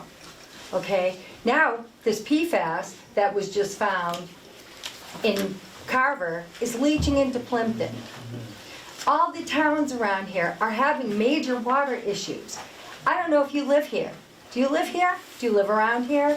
Address us, please. Does he live around here? What does this have to do with? Because he was talking about our water supply. How dare he? Mr. Bogart had a great point, and he wants to know why the public isn't allowed, they're limited. People, actual abutters with reasonable concerns. It's because. This Mr. is Bogart, are you still reasonable. there? Hold on, Take hold on, it. let's No, stop. I'm still talking. You have to talk to us. Okay. And not to You're them, gonna and this let is them not, take out this is not an Okay. argumentative situation, This just is- please. You're gonna take out $30 million worth of soil, sand, that filters our aquifer. This is not a laughing matter. This is our wells that are being affected here, okay? These people do not live around here. They could I care had my less. first child at Stop, Harvard. Mike, Okay. stop. Okay, whatever, but you don't have, Whatever. have you Just- tested for PFAS? So let's talk to us, please. Okay, I think it's a very valid concern for people to talk about water and to discredit the information about our water when Middleborough just sent Carver a letter about, sorry, we're not building our water treatment plant until 2025. And so now what do? You're gonna bathe your infant in PFAS water? You're gonna give your dog a bowl of PFAS water? You can't take a shower? You don't have a $30,000 system? Really? This is not a laughing matter. I never said it was, and thank you, Taking thank you for your time. $30 million worth of earth removal out here is a Ms. Sheen, joke. we'll give you the 4 minutes. Roger's back, so. All right, so we're talking about 20+ million cubic yards of sand and gravel that Makepeace has mined. 3 or 4 million cubic yards at this site across the street, 36 million cubic yards, $36 million worth. So again, you do have to make the finding that this is necessary and incidental agriculture. We can hold the chatter down in the back, that'd be great, thank you. And apparently you made that finding with these last 4 permits, right? 2003, 2008, 2011, 2017. You found that this was necessary and incidental agriculture at this very same site with the very same plans that Mr. Madden is standing here with you today. So if it was so necessary in 2000, and all those years in the last 10 years, where is the bog? Where is the bog? Mr. Ward just admitted the bog is not there. So you're gonna let him go around the corner and take out another 1,000,005 cubic yards, which is, what, about $15 million worth? And so to go back to necessary and incidental, how incidental is this if it's, what, $200 million worth that they've taken out, enough to fill Gillette Stadium? And that's incidental agriculture? Jim Kane admits in his own affidavit filed in court that he can't basically run his company without sand and gravel mining, that it would be a substantial hardship if he had to stop sand and gravel mining. And he has a permit in Plymouth, right across the Ronquinco River on the border of Plymouth and Carver, for another 7 million cubic yards of sand and gravel, 36, how many millions of dollars. The largest sand and gravel permit ever granted in the state of Massachusetts, as far as we know, and that's to create yet another 130-acre bog. So they haven't built the bog there, and right across the river, they're gonna build another 134 acres. So this is really necessary agriculture, and it's incidental, but I have not seen any evidence in the record of this whatsoever. And I urge you to read the affidavit if you're looking for information about what this does to our aquifer. Well, we have submitted to you evidence, a sworn affidavit from Professor Scott Horsley from Harvard, who actually looked at the 2 square miles of mining on Federal Road and came to a conclusion after reviewing the sole source aquifer report, the groundwater flow directions, the wells that are at Cranberry Village, and the private wells that are on Federal Road, came to a conclusion that all the sand mining, including this project right here, compromises the protection of public and private drinking water supplies. All these sites are surrounded by several public and private drinking supply wells and include on-site wetland resources. Here's your evidence. I suggest you read it. It's not a laughing matter. We do have evidence. This is a professor at Harvard University, Scott Horsley, co-founder of one of the most preeminent hydrological firms in the state, has raised great concerns, and he does not think that this agriculture, quote unquote, is exempt from the zoning bylaw of Carver. Your zoning bylaw declares the entire town as an aquifer protection district. The purpose of that is to protect the public health, safety, and welfare by preserving the quality of ground and surface water, which provides existing or potential water supply for the town's residents, cranberry growers, institutions, and businesses. What are the cranberry growers going to do if their water is contaminated? Cranberries are 95% water, would you say? Mm-hmm. So what's going to happen to them when they become contaminated? Thank you very much, Ms. Sheehan. I urge you to read. I do appreciate your time. And this will be in the record of the court hearing. Thank you very much. At this point, it's getting late in the evening. I'd like to start talking with the board about, No more public comment? nope. You guys have got it. I can't, I feel so unwell here. I came the first time and I stood over there because they said I had my abutter notice that I could talk and you said I can't talk. So I waited. My family had Have you raised your hand this evening? She's waiting her turn, yeah. Oh, okay, so I'm sorry. Jen, I'll give you the 2 minutes. Can I come up and speak? No, you made a good point earlier. I'm sorry. When you said that when a bog is done, it's not a house. And that's exactly what we wanted. We just want to know when is it a bog. And Mr. Ward, you said you didn't see a problem with it down there. But we bought our house down there to raise our children. And when you're living in an alarm clock situation with it noisy all day, it's hard. And Mr. Garrettson, when he was on the board, he was so kind and understanding and came to us and worked with us. Mr. Madden, you're very familiar with us. I've been following this project. I'm gonna run over my 2 minutes. I don't know if anyone has any more to give this. Jen, you can have my 2 minutes. But I've been, and someone back there was laughing too about the not starting before 7 a.m.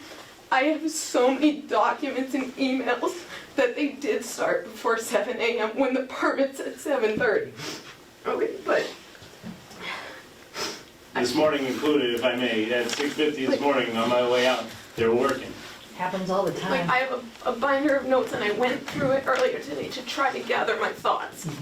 So, on January 29th, 2007, an environmental notification form was filed in regard to this specific project. For the record, we moved here in 2011. September 15th, 2010, Makepeace applied for a MEPA permit for this project area and stated an estimated completion date of December of 2015. I have all of these documents in here, I'm not making it up. They had requested a 16.5 acre bog system, 2.5 acre reservoir recovery pond, and 13 acres with bog roads, which seems very familiar to this.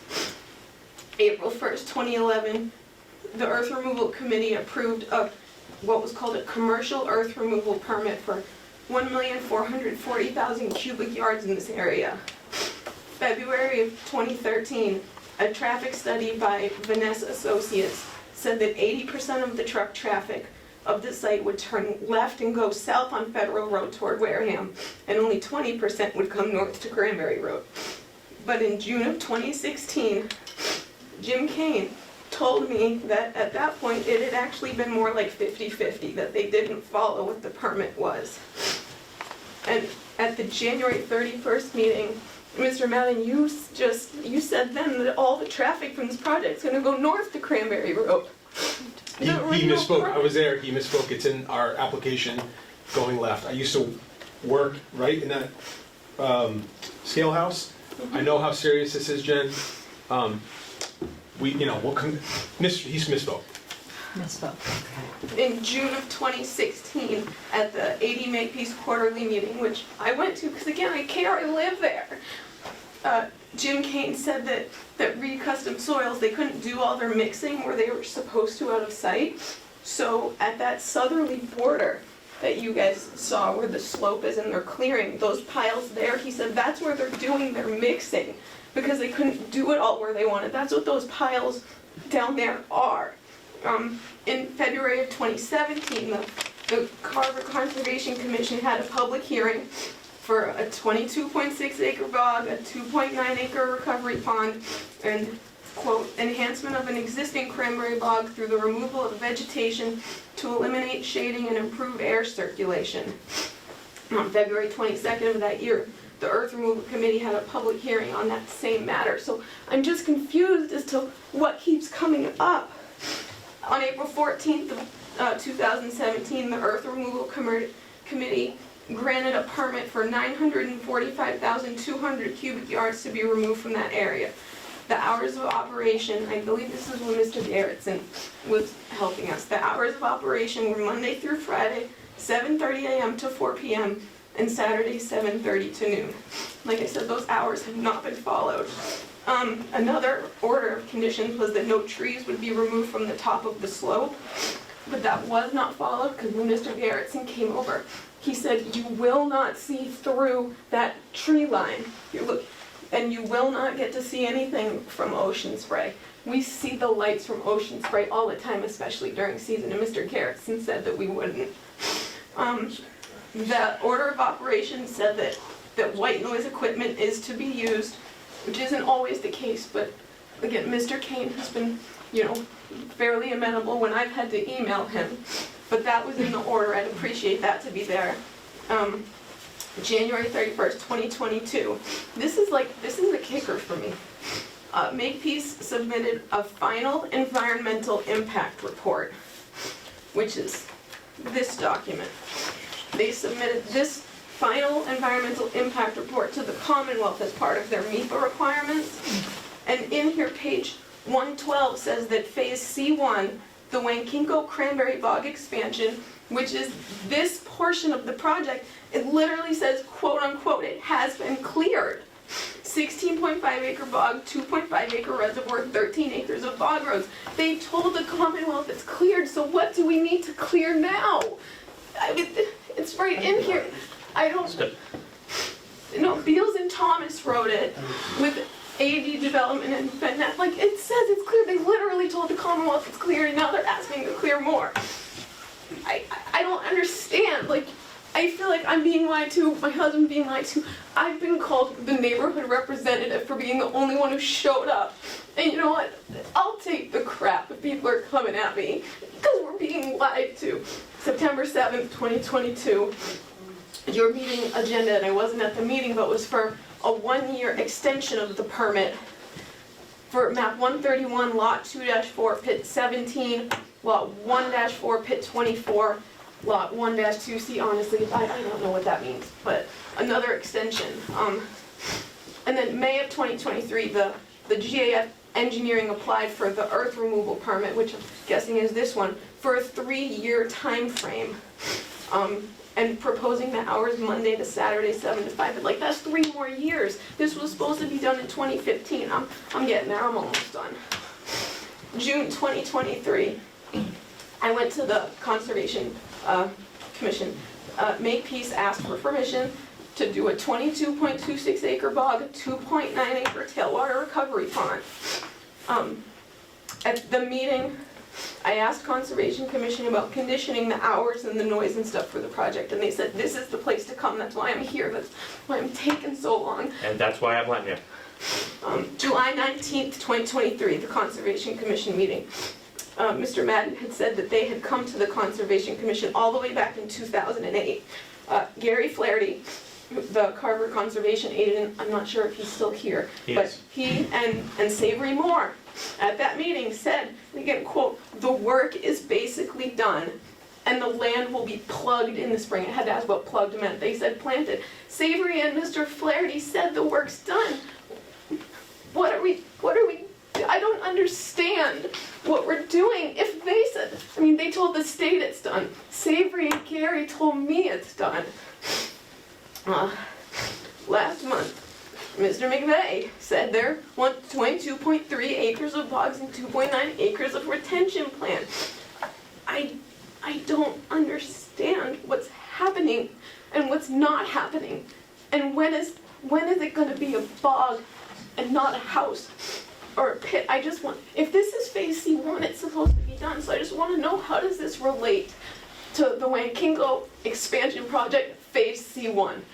Because we've been being told since before we moved here that it's gonna be done. And I would request, if you're gonna do the permit today, which as a former planning board member, we never did it that way. We always wanted the document in front of us to read the order of conditions before we voted on it. You guys might do things differently, and that's fine. That's just my experience. But if you were gonna do it tonight, I would request that you do the hours like the original permit with the 7:30 a.m. to 4 p.m. Monday through Friday, and 7:30 to noon on Saturday. Please condition that machinery use the white noise safety sound instead of the traditional beeping. And then the dust keeping Federal Road clear. And then establishing the truck ratios of 80-20 as initially stated again in the original part. We've been trying to work with the town and make peace. And again, Mr. Garrettson was great. We live there. Mr. Ward, I know you think there's not a problem. You came for 15 minutes on a Saturday. Try That's lighting right. and I'm sorry, we had the flu and one of my daughters had scarlet fever. My husband told me, they're out there right now. You can't go, you're contagious. Jen, thank you so much for your comments. They're well listened to and heard. And this is the type of stuff that we, the board, like to hear from a direct abutter, so thank you. I just want, like, what do they tell the state they're And we doing? give them a permit. So thank you very much. Good job, Jen. Sorry, Sean. Sorry, Jen. Good job. Sorry you're dealing with your sadness. What's that? Yep, there was. That's what you do to yourself. She did good. Okay, board, what are we thinking? Any way to, Have a comment in the back. I'm sorry, I'm gonna close it to public comment now. It's 5 minutes to 9 o'clock. Public hearing. You can't cut off public comment during a public hearing. No, you can't. I apologize, we are done with public comment from here. You have a constitutional right to free speech at a public hearing. All right. Thank you very much for your comments. You can hold it down. I just want the record to reflect Thank you, Meg. that Appreciate they're it. denying someone the opportunity to speak. The board? I would just suggest that we should include what Jen's talking about. The white noise, the backup alarms are not something that I would hope the neighborhood would have to listen to. Sure. And I'd like to have her mention what the other specific ones that she was concerned with. 7:30 to 4 Monday through Friday, 7:30 to 12 on a Saturday, white noise alarms, dust control, which has been taken care of here, and an 80-20 split. 80% going left, 20% going right with traffic. And what about Mr. Bogart? Didn't he have something too? They were basically the same. My just question was if that berm goes away, you know, that changes the sound effects that we're gonna hear. We're gonna hear what's going on, we're gonna hear the construction more than we do now. And that's where if the project's not gonna finish, it could be really I life-changing. don't know if we can control that. Well, the removal of those berms needed in order to construct the bogs. Right. So that's what's going to happen at this point. So, All right, what's the board's pleasure? So with those additions, I feel we have to go forward with this permit. It's, I'd like to see the bogs deleted from the prior permits that we had approved before we approve another permit. Okay. And his son told him to. which ones would they be? So they're talking about the stuff on the north end of the property that they're working on now. Mr. Madden, is that correct? Yes. They're working on it now, even though they don't have a permit? Enough. No, They're not hauling out, they're flattening the bog, just as we've talked about here. to construct the bog. They're constructing the bog. They're So- stockpiling materials.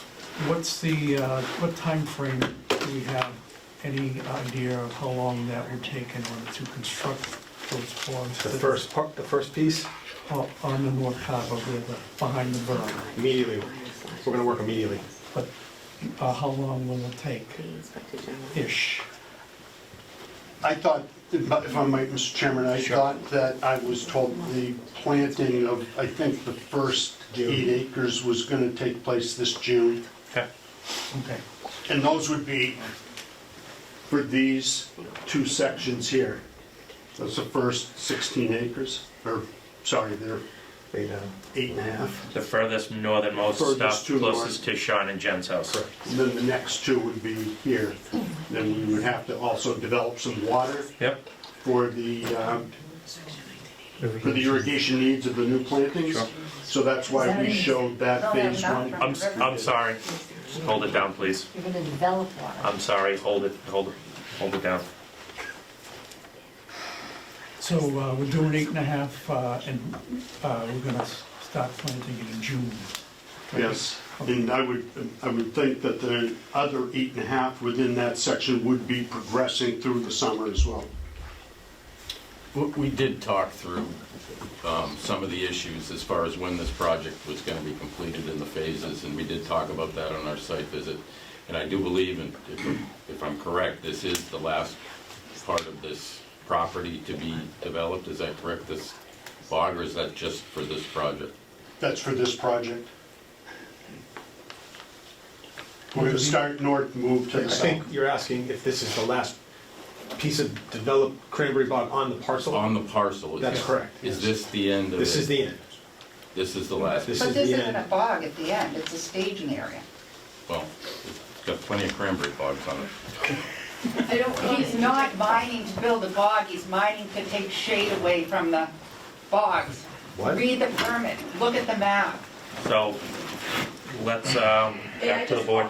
Can I just offer you, I have a copy of the order of conditions, if you want to see like what they were written in the past. We're okay with that for right now. Okay. Thank you, though. Just as I was referencing, I have it. Appreciate it. Thank you. What's the board's pleasure?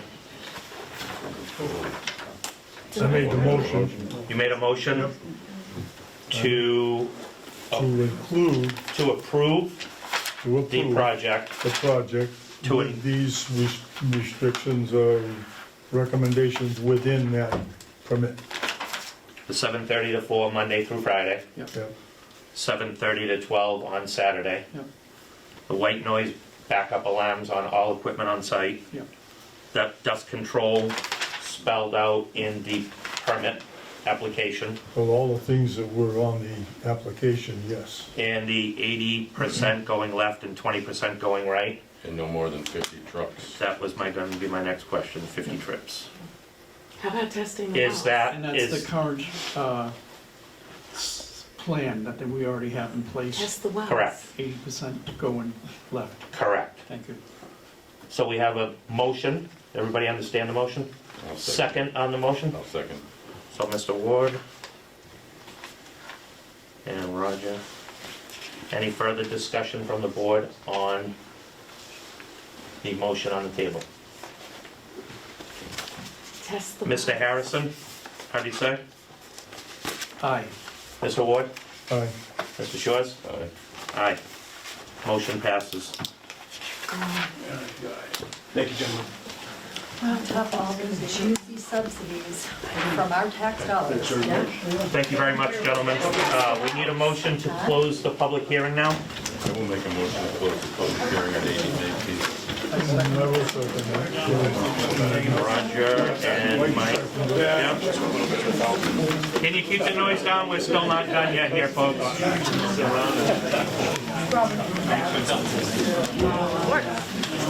right, that was... All right, thing on our open meeting agenda. We can keep it down, that'd be great. I appreciate it.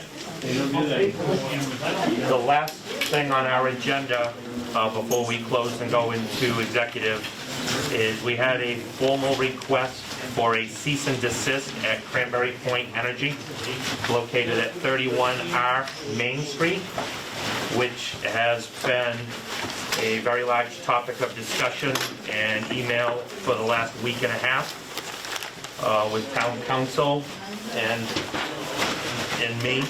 We've chatted about their progression through the special permitting process. They were issued an original permit in 2019. At 2019, if nothing had changed, they would have had to get an earth removal permit.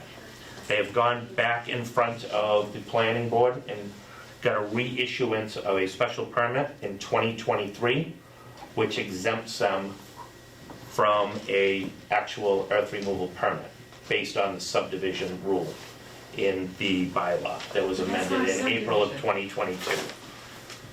So that's where we stand right now. I'm gonna consider that matter closed.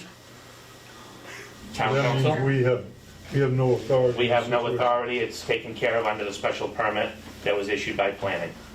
But planning board says it's you who make, you guys are throwing the ball back and forth on this one again. Planning board says to come to you, and you have the authority to stop this. That's right. And then you turn and you tell the planning board that they have the authority. If it was, and it goes back and forth. if it was prior to 2019, and that was their permit, they would have had to come in front of us. But because they've been back in front of planning in 2023, the new earth removal bylaw exempts them from having to come in front of us because of an approved subdivision plan. But What? that's not No, the there's planning- no it's new not a earth removal subdivision. bylaw. It's The the, planning board said that they had to come it's an before you. exemption in the earth removal document that is there because it's subsequent to 2023. This is not open for discussion. This is me to tell the board what's been happening. So at that point, I will entertain a motion to adjourn open session and go into executive session to discuss potential litigation with respect to fees assessed in connection with a project by SLT Construction off of Spring Street. The committee will not go back into open session tonight. Do I hear a motion to that effect? So was that because they're suing the town to get their fees back? Is that what's going on? After they sold the sand. After they sold it, and after they're expanding onto Marib's property, why don't you go take a look at that?